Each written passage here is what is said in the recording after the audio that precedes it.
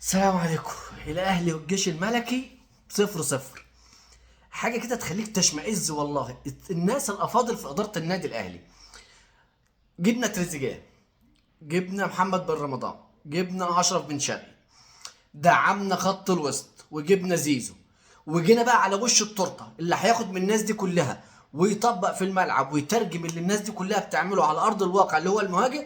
ورحنا جبنا مهاجم ب4 دولار من الدوري البنجلاديشي، مش شايف قدامه وبيضيعوا فرص، ومخليني محمد شريف، ومشيت وسام ابو علي، مشيت رامي ربيعه، مشيت محمد عبد المنعم. انا جبت مين؟ جبت مين مكان الناس دي؟ جردشار كان افضل من الراجل الموجود ده 1000 مره، بل كان افضل من محمد شريف. جبنا مروان عثمان وبنديله شويه وبندي راجل مشلول. يا عم مش جاهز بدنيا، ما تجهزه. يا جدعان يا جدعان ما تخلوناش والله نتضايق من اللي بيحصل. شغب الجمهور، واللي الجمهور بتاع ولا احنا جمهور اهل، احنا حرين.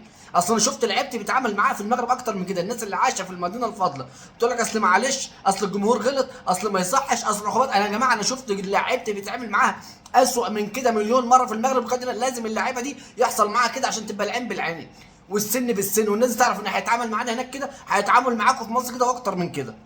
فكنا بقى الموضوع اصل العقوبات، اصل الحرمان، بلا حرمان بلا عقوبات بلا كلام فاضي. زي ما اتعامل مع لعيبتنا بره احنا هنعمل كده في مصر واكتر من كده. الناس دي لو ما خدتش على وشها وخدت على عينها. الراجل امبارح الازازه جايه له هنا كانه خط القيطين، واحده في دماغه وواحده في عينه. فما حدش يتكلم ويطلع يقول لك احنا مش عايشين في المنطقه الفاضله. هو العين بالعين وبالسن بالسن. هتعامل لعيبتي كويس هعاملك كويس. كان في هناك الات حاده وكلام فاضي، احنا هنا شويه ازاز دي على راحوا ولا جم. فانت زي ما هتعامل لعيبتي هناك انا هعمل لعيبتك هنا. بس الدور والباقي على ادارتنا وعلى مدربنا. ايه الجبان؟ مدربنا عديم الحلول، مدربنا اللي مقعد يوسف في العمر الدقيقه 75 وبيلعب مكانه كوكا وانا بلعب في ارض وسط جمهوري وبلعب بدافع. اللي مقعد لي حسين الشحات وبيلعب طاير الدقيقه 86. اللي مقعد امام عاشور بره الدقيقه 65 وبلعب ب2 6 مروان وديانج، وهو مقتنع ان ديانج هيلعب رقم 8.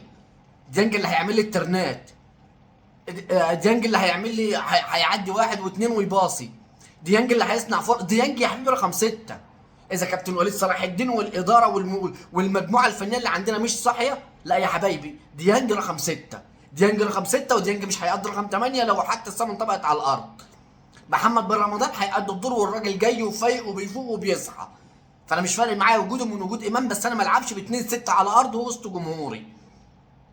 شمال افريقيا عارفين ان هم بيضيعوا كره وهيستفزوا الجمهور. لو احنا كسبنا من الاول او سجلنا بدري كنا خلصنا، وصلنا او وصلنا. في جبن من المدرب، في جبن. مفيش مبرر لعبني بكوكا. او لو انك انت بتعاند واحنا جمهور الاهلي ما يتعاندش، عاند الاداره بتاعتك، بس احنا جمهور الاهلي احنا ما نتعاندش كجمهور الاهلي.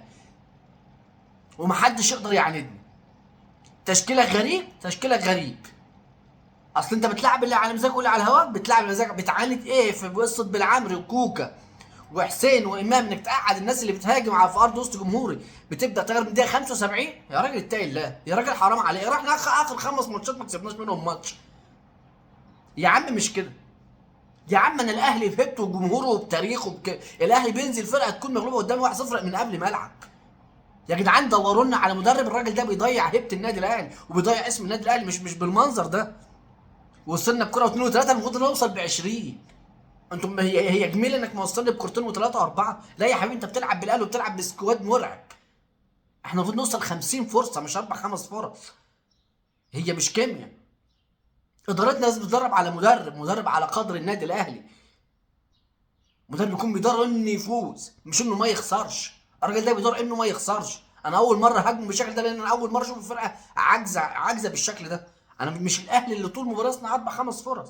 مش انا اللي اهلي اللي هستنى لاعب خط وسط ولا لاعب جناح يسجل لي عشان احسم مباراه ولا احط هدف. انا مستني محمد بن رمضان ولا اشرف بن شرقي ولا طاهر محمد طاهر يثنى على ادائه. يا سيدي احنا مش بنهاجم حد دلوقتي، بس هنتكلم في المبدا العام. وانا مستني كنادي اهلي بكياني ومصاريفي وتعاقداتي ولاعيبتي ان جناح ولا خط النص اللي خلاص. لما انا يعني المكان بتاع المهاجم ده احنا عاملينه لايه؟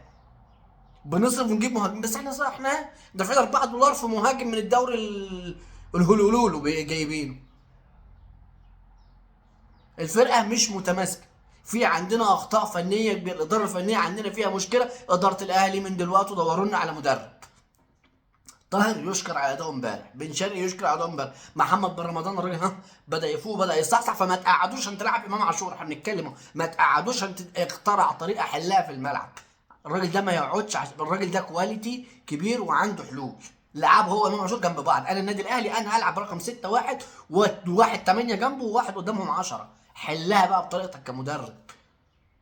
العب 4 3 3 3 4 3 ابقى العب الطريقه اللي تناسب وجود الاثنين دول في الملعب. انما احنا بالشكل ده. ويا ريت الناس اخواتنا حبايبنا تقول لنا ايه رايكم في النتيجه بتاعه امبارح، لان بصراحه الموضوع ما يتسكتش عليه اكتر من كده. ده كان موضوع الاهلي والجيش الملكي اللي خلص من شويه. اخواتنا حبايبنا دعمونا بلايك وشير عشان الفيديو يوصل لاكبر مدى على الناس. شكرا لدعمكم. سلام.